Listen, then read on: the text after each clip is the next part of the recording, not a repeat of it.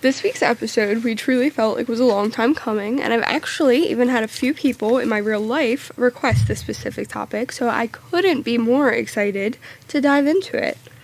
Today, we're going to be covering haunted dolls.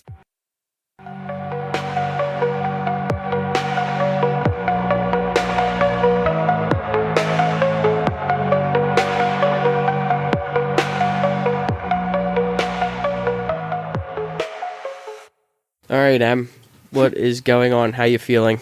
I'm pretty good. Yeah, Yeah. I'm dealing with whatever is going around that everybody has. It's great. Yeah.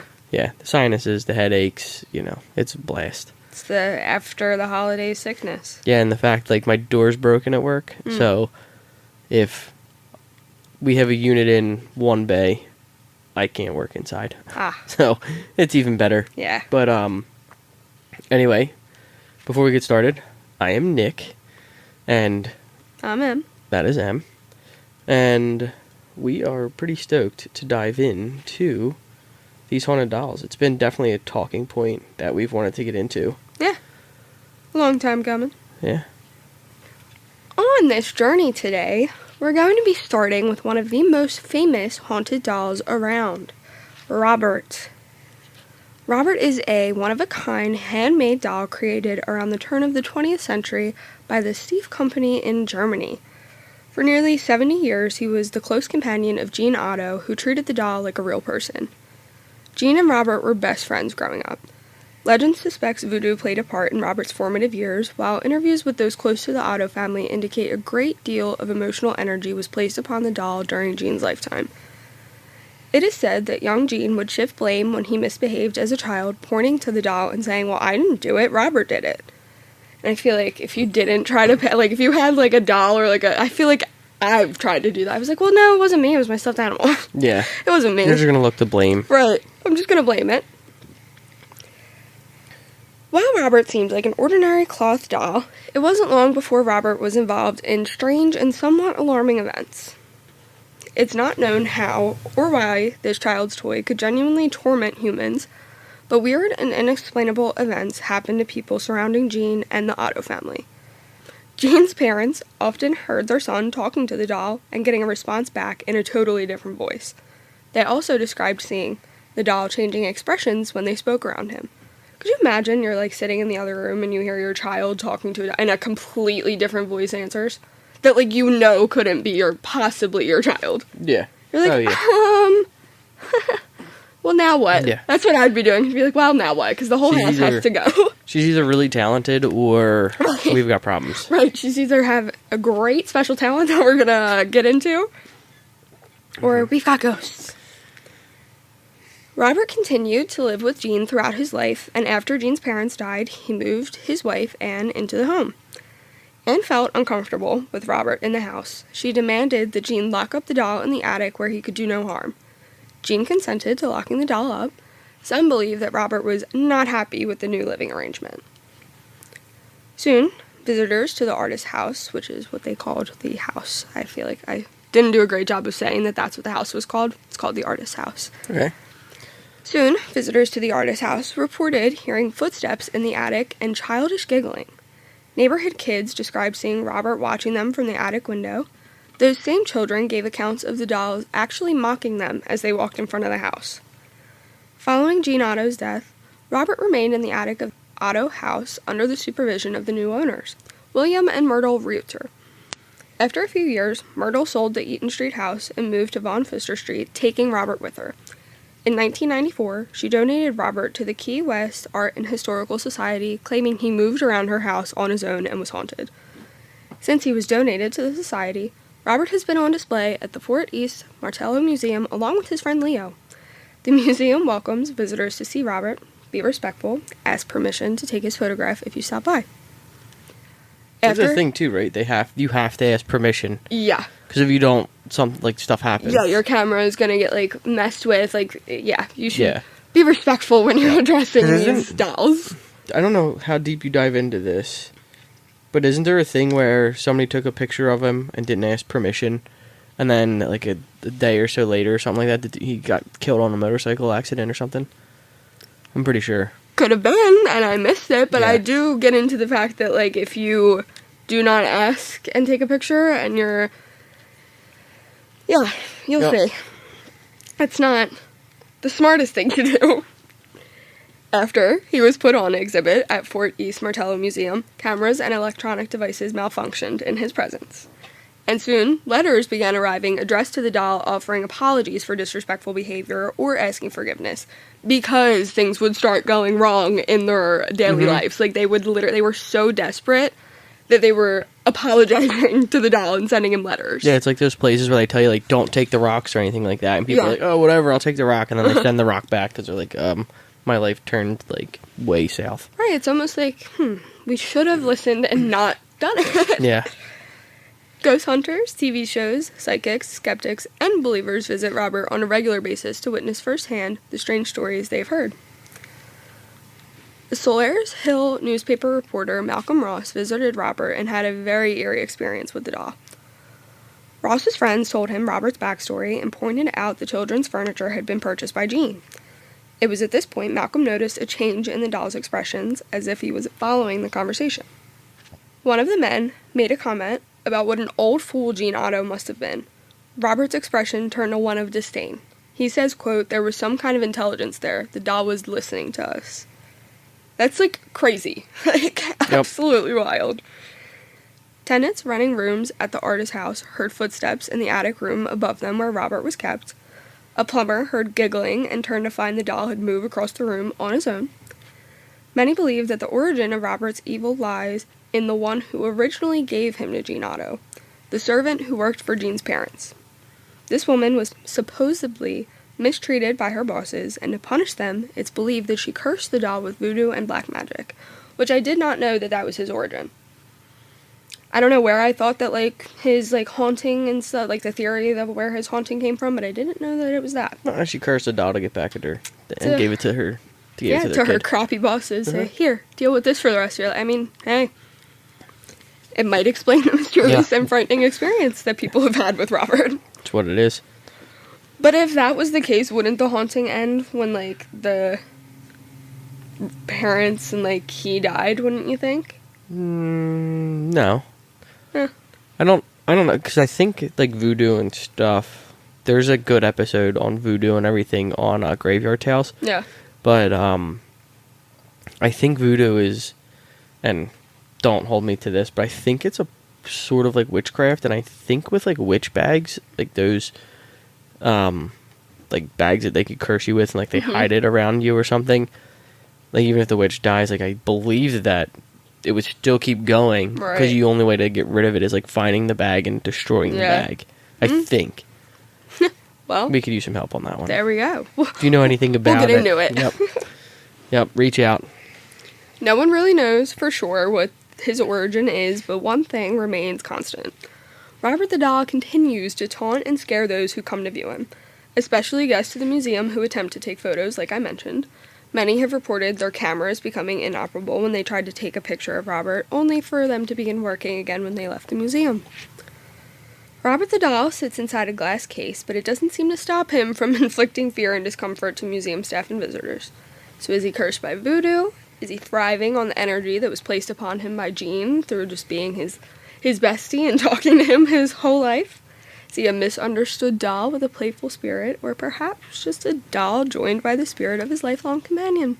That's left up to his visitors to decide, which, if you are interested, you can meet him.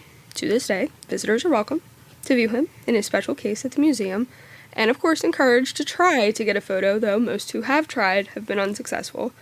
If nothing else, get a close look at Robert and watch him carefully.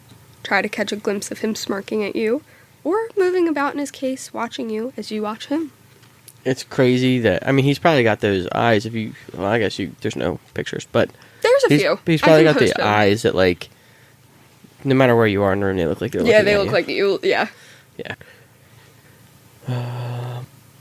So next up on our haunted doll journey is Mandy.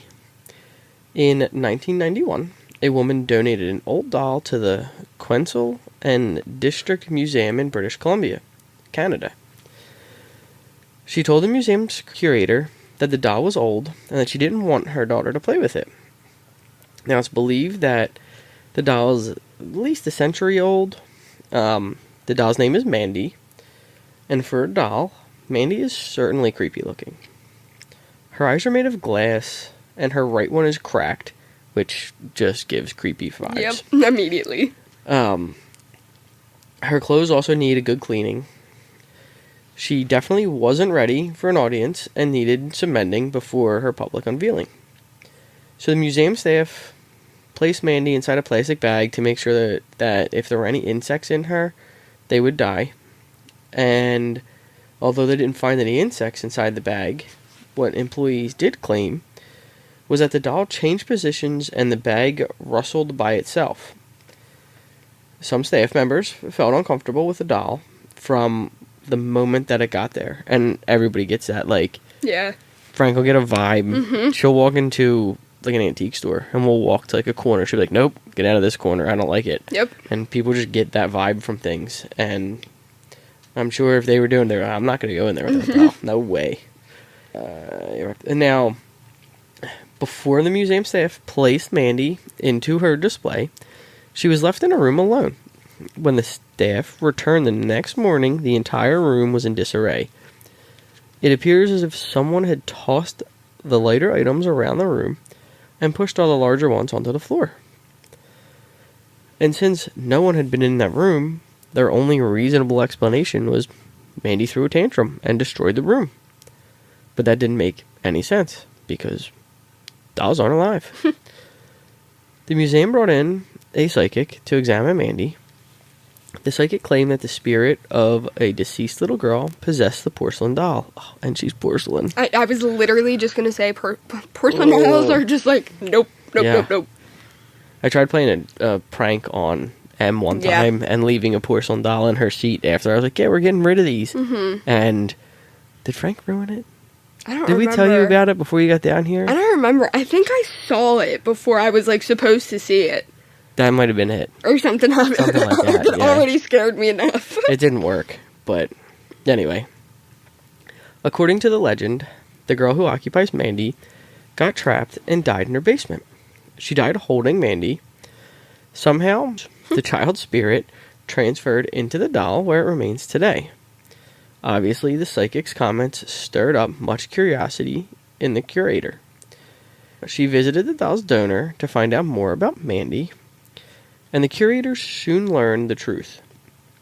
Newsflash, the woman didn't get rid of the doll because of her daughters, as she originally said.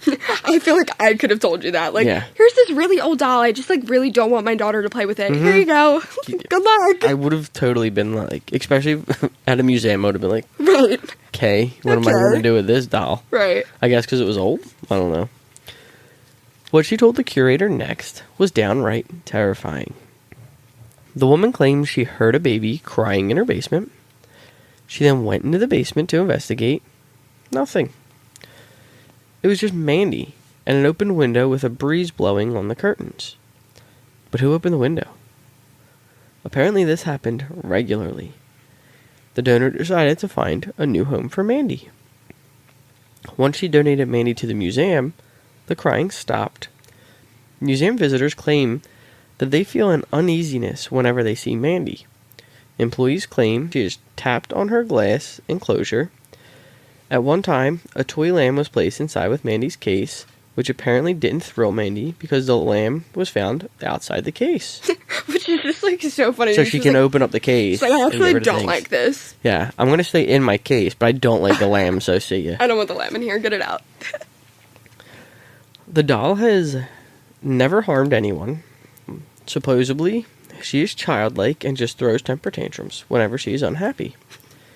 Mandy is also known as a prankster and enjoys playing pranks on museum employees and volunteers. Employee lunches, pens, pictures, and personal items have disappeared, and some items have shown up while others are still missing.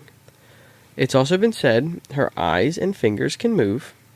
Supposedly, the uneasiness created by her has to do with her eyes following you every step. She also has a fascination with electrical items. Much like our first doll, Robert, people who've tried to record her with a video camera only have the camera stop working.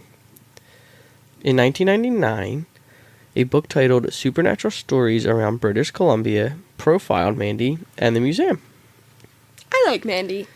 Yeah, Mandy seems cool. Right, like, she's not, like, threatening. Like, she's just, like, a little, I'm gonna play some tricks on you. I like my things how I like it. You know what's funny to me is the fact that we're not sure what's going on with the doll, but we know the doll can do things outside the glass case. Mm-hmm. Why do we not try to, like, secure the doll in the case? Like, I don't know what you would do to... Put little, like... Well, think of, like, the Warren Museum. Yeah. Like, what do they do to keep everything in that room? It's true. These are all... Why would we not... Good question. At this point, if we assume the doll's haunted or something like that, why would we not kind of, like, try and just seal it in that case and be done? Yeah. I don't know. You would think. Yeah. It's definitely easier said than done. That's what my thought is. Now, this next doll is definitely the one that I found most fascinating while doing the research, because I hadn't heard of this one before, and it's absolutely insane. I'm very excited to tell you guys about this one. So the doll was bought in Sapporo by a 17-year-old Akichi Suzuki in 1918 for his 2-year-old sister, Okiku. The doll instantly drew his eyes. The perfect little thing sat on a shop window, enticing him. Suzuki didn't think twice. He went in and instantly purchased the figurine for his sister. He actually used the last of his money to buy it. At about 40 centimeters tall and dressed in a traditional kimono, the doll was exquisite. Its hair was raven black and cut to roughly shoulder length in a traditional Okappa hairstyle. Suzuki went back home and gave the doll to his little sister. It almost immediately became Okiku's favorite toy and, more importantly, her best friend. She played every day with the doll, took it everywhere, and treated the figurine like a little sister. Sound familiar? She would talk to it, feed it, sleep with it. She decided to call the doll Okiku, a mirror duplicate of herself. The doll never left her sight. Then, a year later, tragedy struck. In 1919, Okiku died. Yellow fever had reached the family, and unfortunately, she passed away. Okiku, the doll, was alternatively located in the family's altar, a common practice in certain Japanese households to commemorate the dead. The small shrine celebrated their daughter and marked her passing into the afterlife. One day, the family started to notice that the traditional shoulder-length cut with neat ends was now a mangled mess of split ends, reaching down past her waist. It was scruffy, different colors, and certainly felt different. Which is, what do you mean? Yeah. What do you mean? It changed wild. Right. The weird events intensified and grew into full-blown acts of spiritual infestation. Lights flickering on and off, bangings in the house, noises, and strange voices. The closer the year got to certain key dates, like her birthday or the anniversary of her passing, they got worse. Over time, they were certain, and town shamans/spiritual leaders agreed that their daughter's soul was in fact trapped within the doll. In 1938, the family relocated to a different district. They had by now become accustomed to Okiku and had even grown kind of fond of their daughter's restless spirit. To them, it was a magical and unique opportunity to interact with the dead. They didn't want to take Okiku with them, fearing that what fueled her magic was the proximity to their daughter's grave. Family approached the local temple and asked them to take care of the doll. Which I feel like was a smart move, because what if that was, why the doll can act like that? It's like the proximity to the grave. Mm-hmm. Like the fact that they were thinking of that, they were like, alright, let's keep her here. The temple, by now, had heard countless stories of the amazing doll, the haunted doll whose hair grew every year, and they were fascinated. The priests gleefully accepted the charge and started taking care of Okiku. Over time, they've managed to confirm the veracity of some of the claims, particularly that the hair indeed does grow. The priests have sent out cut samples of the hair for scientific analysis. Scientific examination of Okiku proved that the hair was that of a human child, which is wild. They sent it to an analyst and confirmed that the hair is hair from a human child. That is... What do you mean? Really, really weird. Regularly, the hair gets a trim, and the doll stays happy and content. After the years passed on, the doll's fame grew and her powers further developed. She's bolder now, and it's said that she invades the dreams of the priest and those who come to visit her. She's stronger, her hair grows faster and wilder, and she's even spookier. The latest event driving tourists mad is the frightening claim is that the mouth of Okiku is slowly opening, and that if you dare to peer inside, you may be able to glimpse something like baby teeth sprouting like weeds from porcelain gums.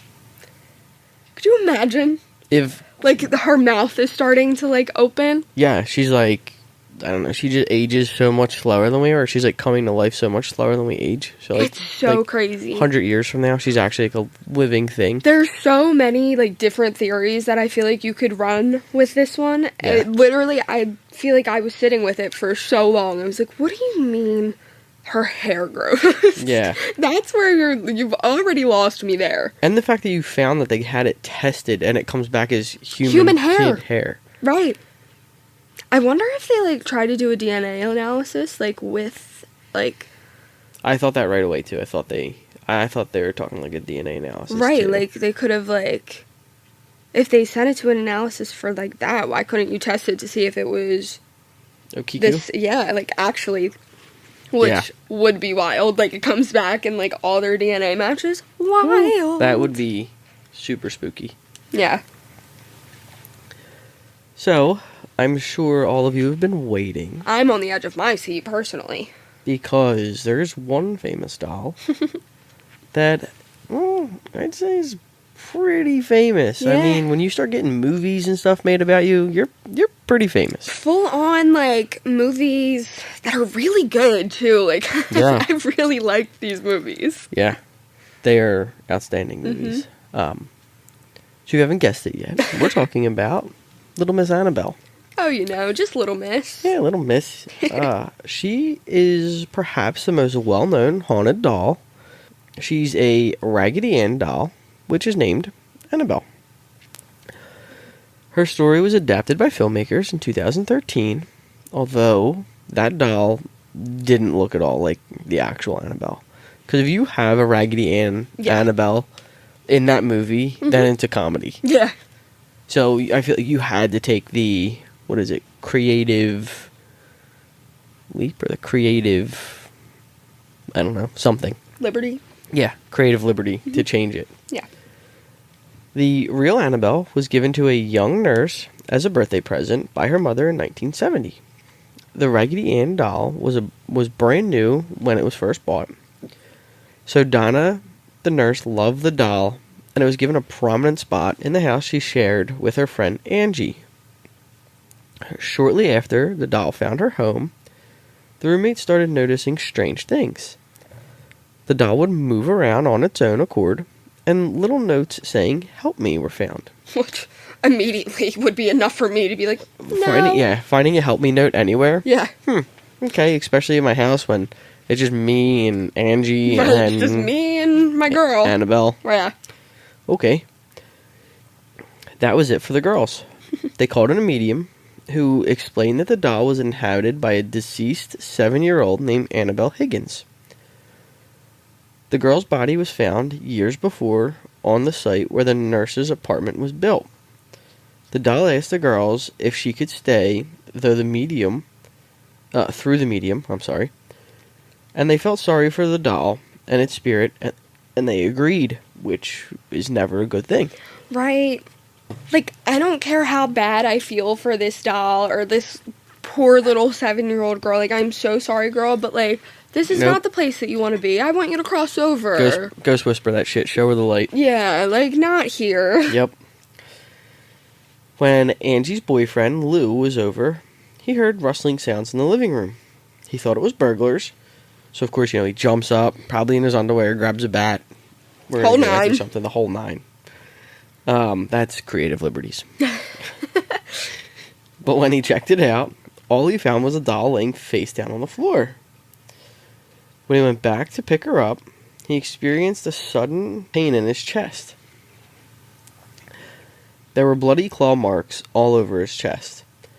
The attack on Lou was so violent that the girls decided to call in help from the iconic demonologist couple, Ed and Lorraine Warren. Literal I feel icons. like we just mentioned them. It's almost like we were just talking about them. I Two feel like you icons. can almost talk about them with all this stuff. The couple didn't waste any time, and they arrived shortly after being called.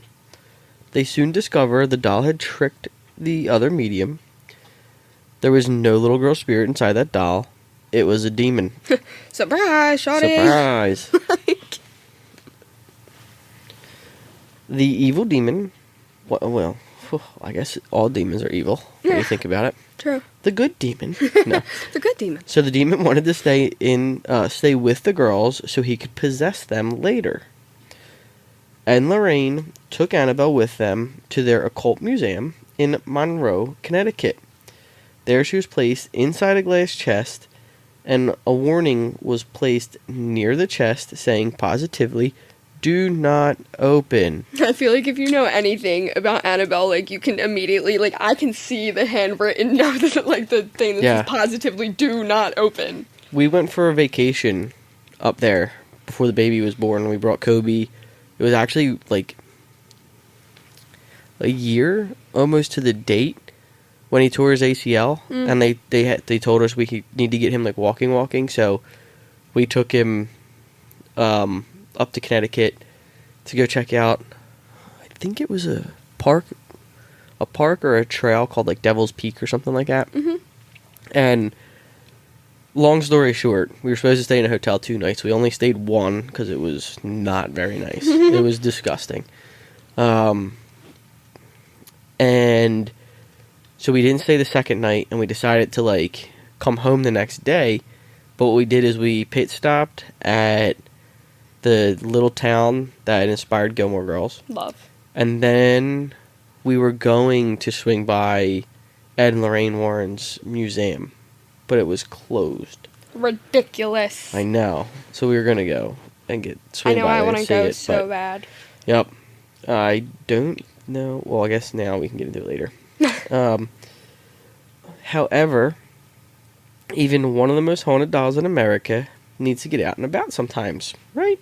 No. Why Like, not? I actually don't think so. Like, I actually think that we should listen to Ed and Lorraine when they said positively, "Do not open." Yeah, don't open. I don't know. Can't you just, if you have to, can you just put her on a dolly and wheel her around? Why open the cage? Even that, I feel like, is a little too much for me. Like, Yeah, leave her in the museum where she is residing. Stay there. Like, I don't like it. Stay right here. Yep. The other crazy thing is like, so we have that one story where she attacked the boyfriend. Yeah. And now we put her away, and now she has, 4 movies about how she's done all these killings? Literally. Insane. I wonder if she gets any royalties out of that. The real-life Annabelle doll was blamed for a string of alarming incidents by conspiracy theorists that claim it has escaped while on tour in New Orleans. But its owner confirmed it's safely back home and was never out of his control, saying, quote, "The doll was never out of our control. We take the extreme precautions when handling or transporting the doll," end quote. Why would we transport the doll? Right, like, I just, and also, if she did escape, I feel like we're certainly not going to tell the public that she escaped. No. Nope. Like, oh yeah, she just happened to get out of my sight. I don't know where she could have gone. She just poof. Right, I'm not telling the world that. No, why not? So the precautions, which include having a Catholic priest traveling with Annabelle, apparently weren't enough for some observers who believe the doll's stint in New Orleans on May 13th and 14th. This was last year, right? Mm-hmm. 25. Yes. Yeah. May 13th and 14th was a bad omen. An inferno destroyed the historic Nottoway plantation house between Baton Rouge and New Orleans on May 15th. And the next day, 10 inmates escaped from the New Orleans Justice Center. Since then, most of the inmates have been recaptured. I say most because, as of right now, to this day, I'm pretty sure 2 of them are still not accounted for. Isn't there? I think there's a wild story, too, with them. Yeah. The plantation house is wild, too, because how I don't know if she was connected to that or if, like, she stayed at that plantation house. Like, I think that was the weird thing about it, because Annabelle was at the plantation house. Right. And then, like, the day after she was at the plantation house, it burnt down. Just fully, like, burnt down. Oh, yeah, it's gone. Like, gone. this was a historic home. Yep. And just gone. Yep. Whether you believe that was Annabelle or the proximity was simply just a coincidence, it's entirely up to you. I just don't see it being a coincidence. I don't think it's a coincidence. You take her out, and then all of a sudden... Right, like, you take her out, and everywhere you go on this tour and this, like, thing, bad and weird crap is happening. Yeah. I don't think that's a coincidence. There was once a wild senior who said, I don't believe in coincidences anymore. Mm-hmm. And then flop. Yeah, and then what happened with that? Anyway. Flatline. So, the most recent significant event involving an owner or handler of the Annabelle doll was the death of paranormal investigator Dan Rivera in July of 2025, who died of natural cardiac-related causes in Gettysburg, PA. It was a hotel while the doll was on tour, and the authorities confirmed his death was not suspicious and the doll was not in his room. Still, I just don't... There's something weird about it. Right, like, that's way too big of a coincidence for me. Like... Yeah, she's on tour, she's in Gettysburg with... You're her handler, like, Yep. and you... Yeah, I don't know. Yep. And I remember for a while, they said she was missing. Yeah. She just vanished. Right, like everybody... It was like a whole thing. There was also... When she was in Gettysburg, I'm pretty sure there was, like, a huge power... If it wasn't a power outage, it was, like, a surge or something? Yeah, like a power surge or something happened. I do remember something like that happening. I remember something like that happening. There was something and else I was weird like, that happened. Yeah. What the heck? Like, maybe it's time we put her back.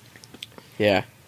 Riviera, he was the handler of the doll, which is part of the Warren Occult Museum collection, and his death was ultimately ruled natural, though it's definitely sparked some online speculation. I don't see how it wouldn't. Right. Like,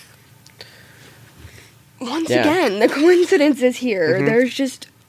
That's a lot of coincidence. Yeah. And they were saying... I think we were just talking about it, too, before we dove into this episode, that I think comedian Matt Rife yes. now owns the Warren house. Yeah. So technically, I'm pretty sure he is the owner of the Annabelle doll. Yeah.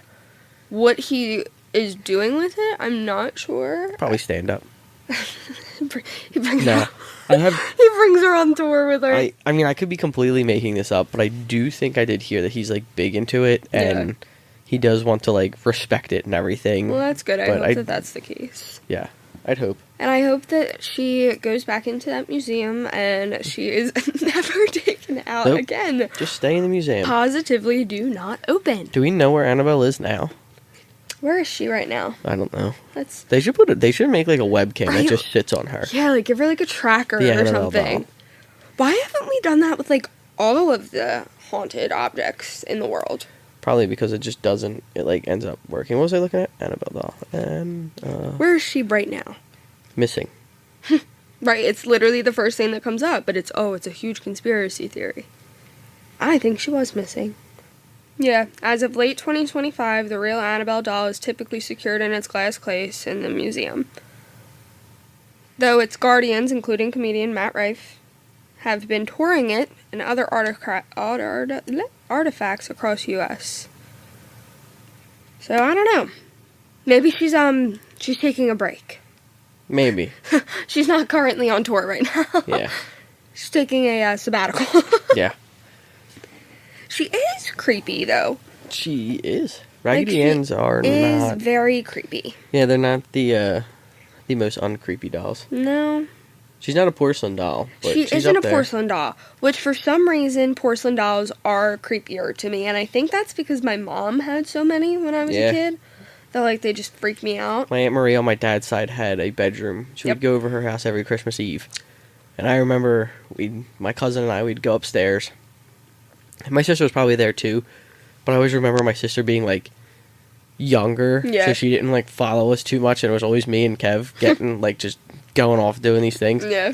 And we'd like go upstairs just to go and like peek in this room because on the bed she just all these porcelain dolls, Ugh. and we were just like, oh my god, No, we were it's always so like terrified freaky, of it. right? Like, you feel like they're the gonna, eyes are following you. I couldn't. I hate it. Yeah. There's been countless stories of haunted dolls. This is simply just a tip of the iceberg. We gave you 4 here, and I'm sure we could give you 4,000 more. If we happened to miss one that you'd really like to hear us cover, make sure you send it over to us. I'm sure we'll get around to doing a dolls part 2 at some point. Definitely. If Just you- like with the we didn't forget torture devices. Yeah. That's the second one. Yes. That's part 2 will be coming. That was one of my favorite episodes that we've ever done, so you Yeah. bet your bottom dollar that'll It be a did get part lost 2. in the sauce for a little bit. But It did. It's coming part back 2 around. will come. It's coming. Yeah. We hope tonight is a reminder to always keep an eye on the dolls around you, because you never know which one is actually watching you back and waiting. Until next week, see ya. See ya.